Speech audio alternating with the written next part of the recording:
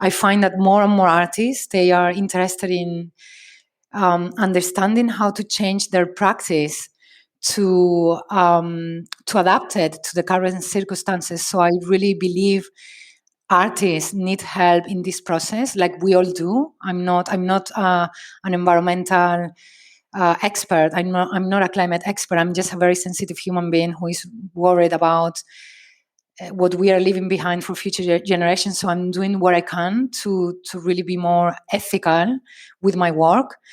But I'm finding more and more artists who are also struggling to understand what they can do. And I think we need a conversation between curators like myself or producers, and also people like you and thinkers and funders, to come together and to understand the current situation, accept reality, and then strategize, find a strategy of how we can put things into place, how we can provide more funding for different types of projects.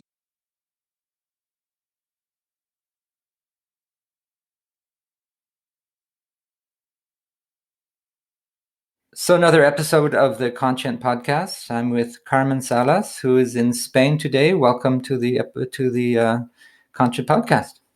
Thanks, Claude, for having me here today. And yes, I'm really excited to take part in this podcast series. So thanks for the invite.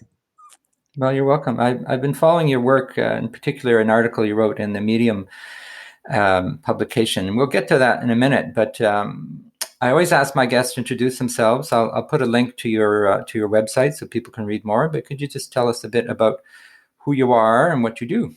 Okay. My name is Carmen Salas, and I'm an independent curator and cultural producer working at the crossroad between art, society, and digital culture. And currently, I'm the founder and creative director of Connecting the Dots, an international forum on creativity, art, and digital culture that runs yearly in Mexico City since 2018. And these days, I'm busy working on the third edition of that project, which will take place this December. And for this year, we will be exploring the social, educational, and creative possibilities of dance and choreography. And I'm also working on a couple of projects here in Spain and in Bratislava. And in terms of my background or my trajectory, I'm currently going through a transition period after more than 15 years working in the art and tech field. And I'm transitioning towards more social and eco-social practices, towards practices that are somehow more sensitive with the rapid changes, social and environmental changes we are currently experiencing. Artist Lance Garavi. While individual works of art, however genius, may have value, they won't do the trick. What we need is for all art to be about climate change. Yeah, including climate change and environmental concerns, but also more broadly social issues and the role of the artist, which is shifting very quickly. Well, what I usually do is ask if you have any reactions or responses to the episode on called Reality and around the notion of reality. How do you see that, and how did you respond when you listened to that episode? Yeah, well, I've been thinking a lot about accepting reality and acceptance in general, and how difficult it is to accept reality or acceptance in any context, really. And so when it comes to working through ecological grief, I think it is fundamental to find ways of communicating the feelings and the emotions we are experiencing, and to sort of work together to understand each other and to support and to help each other. And I also think that we need a lot of imagination and creativity and huge doses of hope to overcome this process, or to work through this process. And also, when thinking about the theme of this season, I somehow think about, or it makes me think about the relationship between economy and ecology and mental health, and how important it is to find a balance between things like progress and growth and economic development and the environment, if we want to ensure a healthy Earth system and a healthy society for future generations. And I keep asking myself something almost on a daily basis, and I wonder if people, how many people think about all of this, about this relationship or even equation, and about how important it is to, when we take care of the planet, we are also taking care of ourselves, and we are also caring for our mental health. And I don't know how many people think about this. Well, it's certainly the issue of facing reality is very stressful. We talk about eco anxiety and eco grief, and they're interrelated. But I think you're right that awareness of one's mental health is critical, and the arts can play different roles. They can help in with compassion, and support, but it can also serve to awaken people to realities that are terrifying, quite frankly, but necessary to address in a calm and organized way. So that's what I've been going through myself, as an artist. I've been rethinking, everything. And I was impressed by the article you wrote, what should we expect from the arts in the next few years and decades, and what is art anyway? Because you really kind of make a case for more engaged arts. And we know that the arts are already very engaged in social issues, but I'm wondering what your thoughts are about the evolving role of the arts, because they are changing as our circumstances change, and what can art do, and what have you done in your art practice as both a creator and a curator in and around some of these themes? Yeah, I believe so much in what we do. I see so much potential in our sector that I always think we can do much more than we are doing. We can do much more than inspiring people, or much more than even raising awareness about environmental issues or social issues or political issues, and that is already a lot. But I think we can do much more than that. And in my practice, it has taken me time to, I guess, to see this. And I guess because also society and life is evolving so fast that sometimes you get trapped into the pace of life. But I see art, and I think art as a catalyst for transformation and for change. And I see the work we do as a way to change perspectives and behaviors, and not only to raise awareness. I think it's about taking action, or action taking. I think, or I feel that we've done enough of raising awareness, and it's time to take action and to propose or find ways to propose solutions to the impact the human activity has made on the environment. And I think art can lead that process, and not only through raising awareness, through writing, or through through talking or raising awareness, but through projects that propose solutions to some of the not only environmental issues, but the social issues we are experiencing. Journalist Richard Heinberg. Hope is not just an expectation of better times. It is an active attitude, a determination to achieve the best possible outcome, regardless of the challenges one is facing.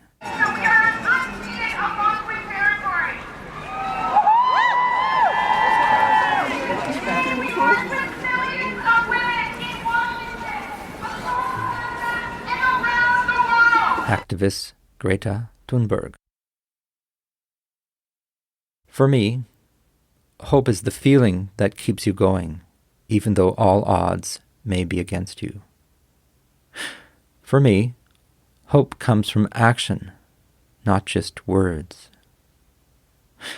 For me, hope is telling it like it is. Mm-hmm. And can you think of examples or artists that whose work you have seen that are doing that or are starting to do that anyway? Yes, I think about an artist I invited to the 2019 edition of Connecting the Dot. His name is Gilberto Esparza. He's a Mexican artist, and he works with he's a mix of sound artist and new media artist, but most of his works, to start with, he uses recycled technology and electronics, and then he proposes sort of a mix between robotics and hybrid robots to clean the water from the rivers with these little robots, and then recycle the water, and then it helps create healthy life around the robot. So that little piece of robot not only recycle the water with system that he has created, but also helps create healthy living around or a healthy plants and living around the robots. And what has been the public reaction to that kind of work? The good thing about the Gilberto Esparza works is that he builds the project together with professionals from different disciplines, from biologists and scientists and also communities, and then he implements the projects or the initiatives with students and local institutions. So the impact and the effect and the response is incredible. It's really, really positive. Not only in seeing how recycle technology and creativity can help it's not only about it is not only about rethinking, but restoring what has been damaged by the impact of human activity. So imagine seeing that, imagine students seeing that and being able to participate in that process. I think that is that is what I would like to see more in the art sector, to be honest. Mm-hmm. Well, I think I was speaking with a curator recently, Bénédicte Ramad in Montreal, and she's working a lot with younger artists and doing exhibitions that are very very engaged on the ground. Working with plants and biology and what one can call ecological art. But the labels are sometimes problematic because what is community engaged versus ecological, and they're often all combined, right? And it's not a question of instrumentalizing the arts and just using them just to resolve a problem, but to let art do what it does best, which is to penetrate into an issue and penetrate into a heart, if you'd like, of an individual and move them.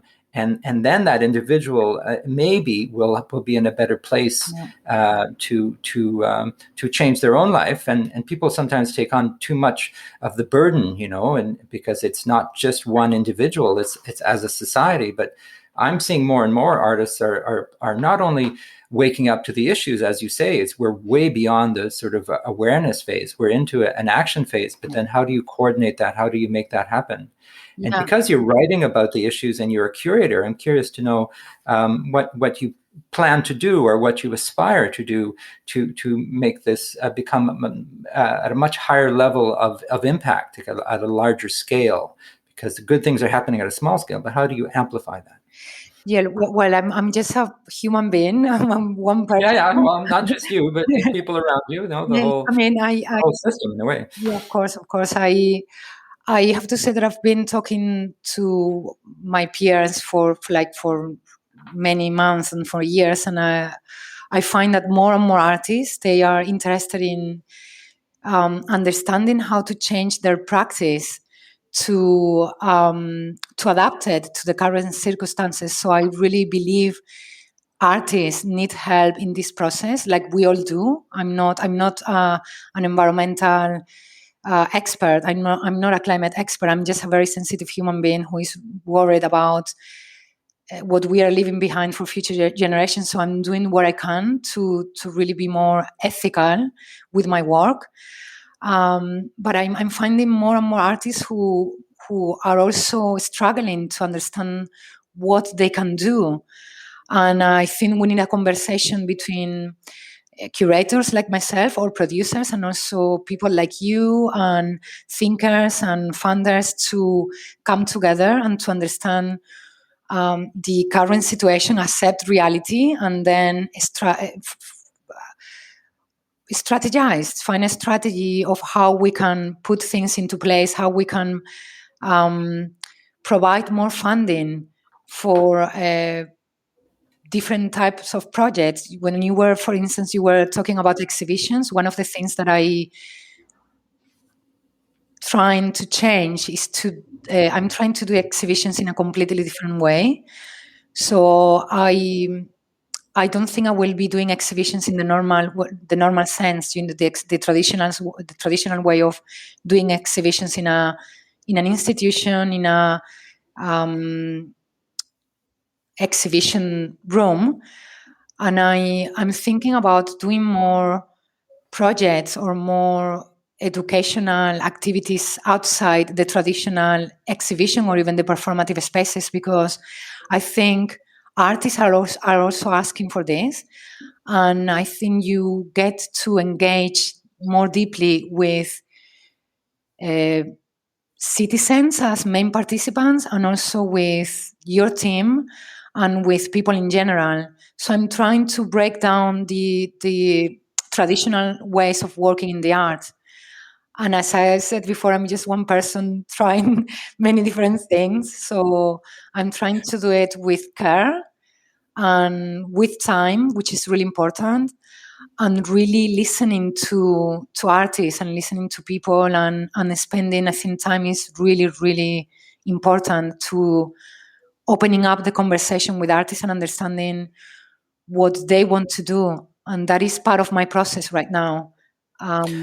Opening up the process, listening to people, and trying to break down the traditional ways of working in the arts. Writer Charles Eisenstein. Expository prose generates resistance, but stories touch a deeper place in the soul. They flow like water around intellectual defenses and soften the soil so that dormant visions and ideals can take root.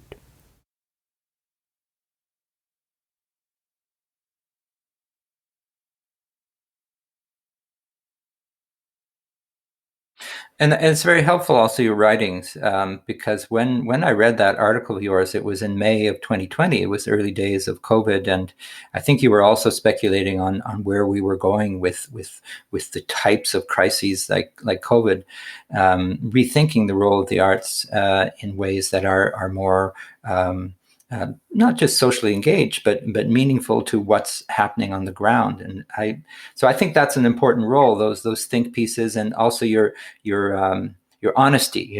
Just your ability to write what you're experiencing, and that does have an impact on other artists, because they read, they see, they hear, and there is a need for dialogue. And with COVID right now, it's more difficult in person, but it's actually easier electronically. So I'm speaking to you now in Spain. We've never met, but we're having exchanges. So one of the things I'm trying to do with the podcast and other activist work that I'm doing here in Canada is to get people to talk to each other, and to share, if they're in a grieving period, then to share some of that, but mostly to have solidarity.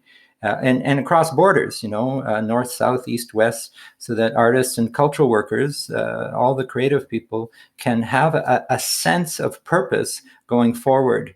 There was a scientist yesterday who was talking about, that emissions are the biggest challenge, is that we have to get the emissions down, or we won't have a future, right? Mm. So we do need to get on the same page, and maybe we don't all agree with that, but scientists are pretty clear about the problems, and then that we need a tremendous amount of creativity and force by citizens to change the direction that we're going generally in terms of pollution and carbon emissions and those kinds of things. And it can get discouraging, but I was uplifted by your work. So that's one of the reasons I wanted you to be on the show, is to talk about your experience and some of your struggles, right? Because you are just one individual, and you are doing, I think, important work. And you mentioned to me that you're also writing another piece now. What's that about? And it's coming out fairly soon, eh? Yes. So I think they are going to publish it. So I got commissioned to write another article for Amsterdam-based institution called TAC. And I got an email yesterday, and I think they are going to publish it at the end of May. So I can't tell you much about it. The title is Shifting Paradigms, and I'm talking a lot on writing about systems and structures and infrastructures. That is something that I find really, really important. One of the things that worry me the most is the precarity of our sector.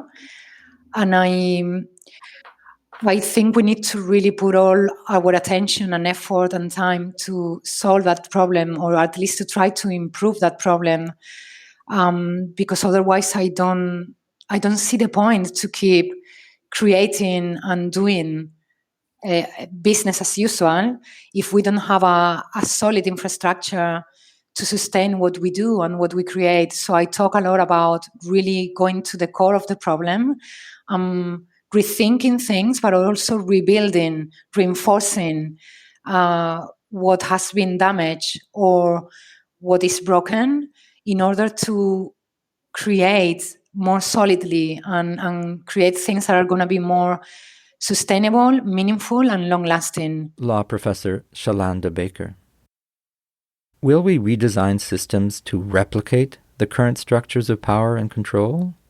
Or will we reimagine our systems to benefit those who are so often left out of discussions regarding systems design?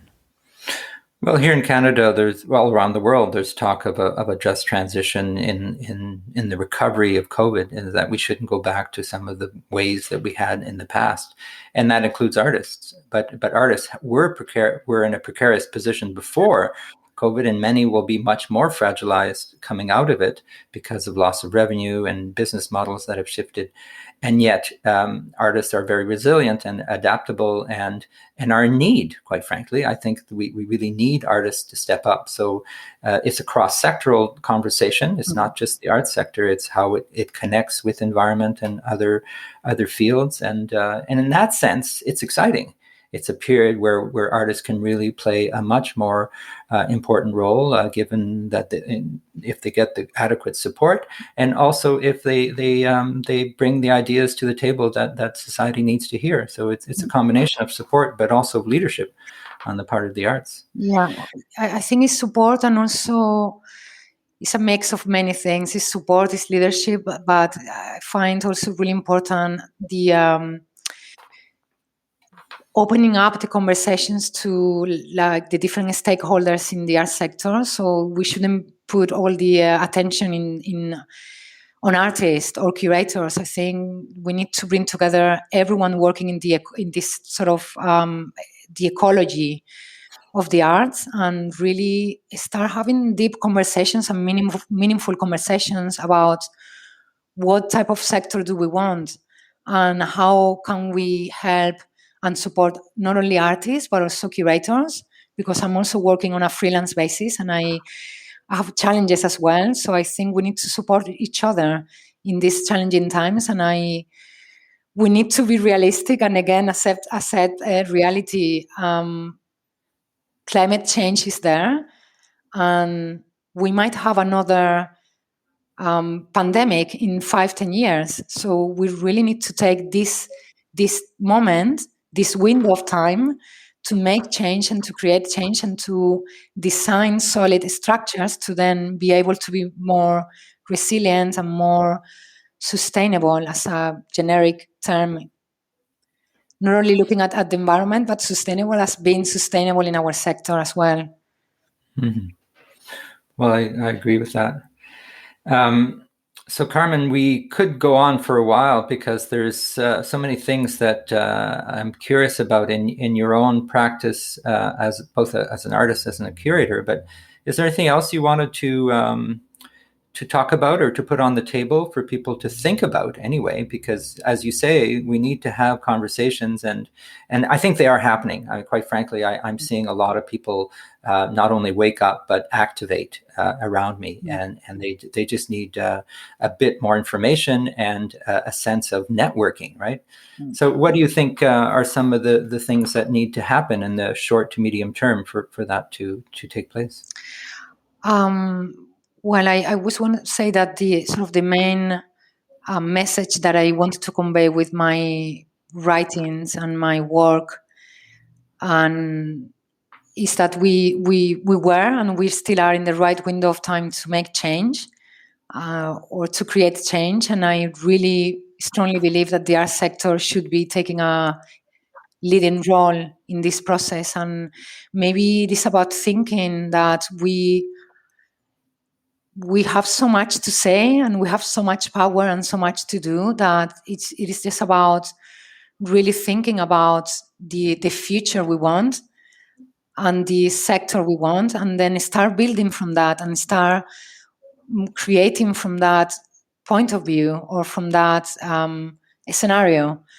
And I guess if we do that, we can have values such as empathy and solidarity and cooperation more close to us. And I think somehow things will change, or we will see changes happening if we take all those things into consideration.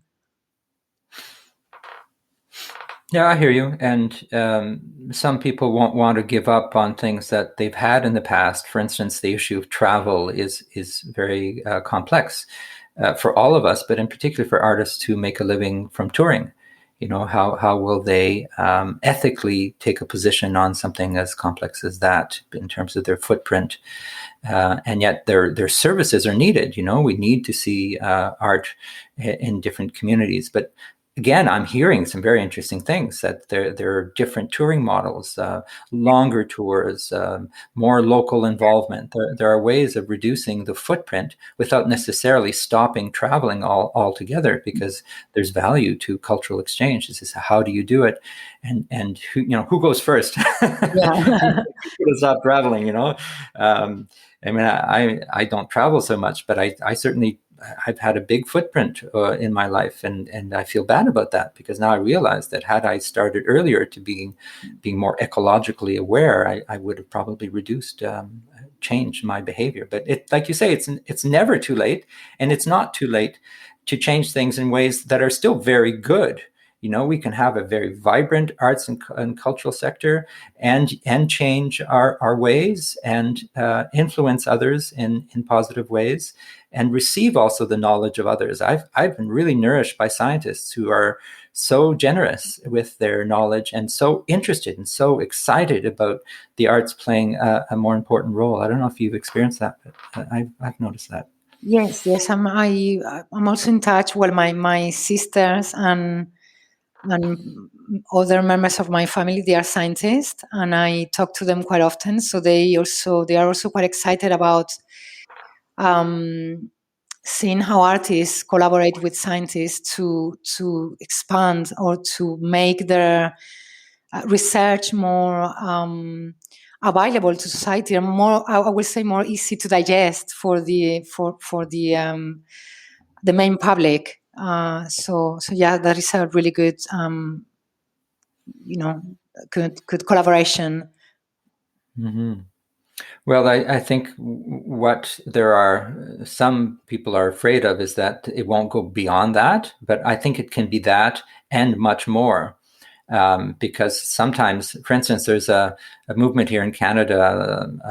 Somebody I interviewed for the podcast called Seth Klein, who wrote a book called A Good War, that's about how Canada mobilized during the Second World War as part of the Allied effort.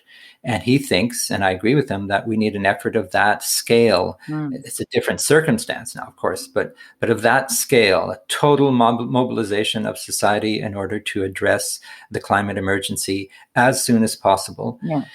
And he believes that he looks at what happened in the Second World War in Canada, and artists played a very important role in rallying people in different ways through all kinds of artistic forms of artistic expression.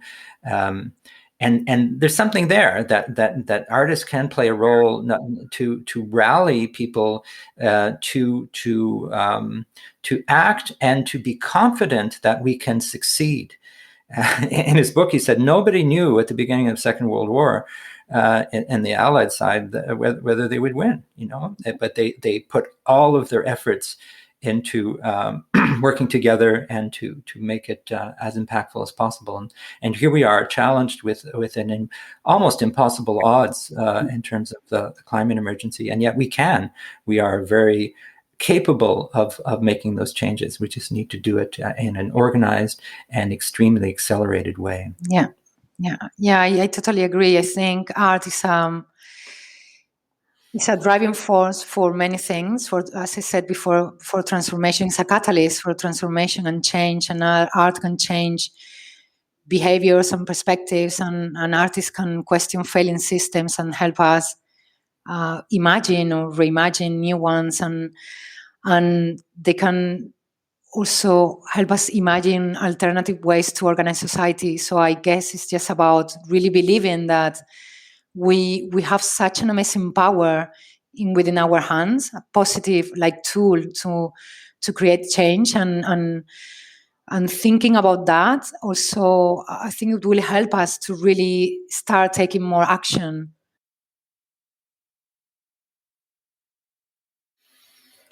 Well, on that note, we'll conclude this conversation, but I think we will talk again. I look forward to reading your piece. I'll put it in the liner notes so that people can access it and read it, because you're a good writer, and I think you're an example of an artist who is in, the word you use, transformation. You're literally in the process of thinking through and changing your ways of working as an artist, as a curator, and just as a citizen. And I think a lot of artists are there as well. They're just on that cusp of saying, I feel that I need to change the way I do things. How do I do it? Who else is doing this? So thank you very much for your writing and for this conversation. I really enjoyed it, Carmen. Thank you very much, and take care.